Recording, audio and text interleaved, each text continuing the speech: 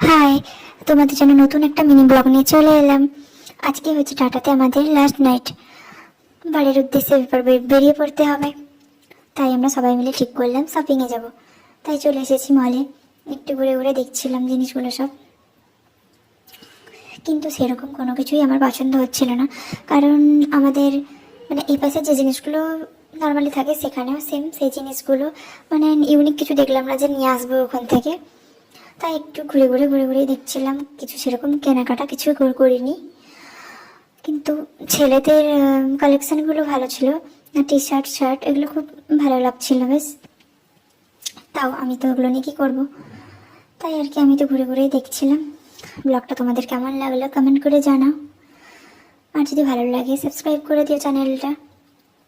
দেন তারপর আমরা বেরিয়ে পড়লাম বাড়ির উদ্দেশ্যে। মন খারাপ খুবই লাগছে, তাও কি করা যাবে, বাড়িতে ফিরতেই হবে।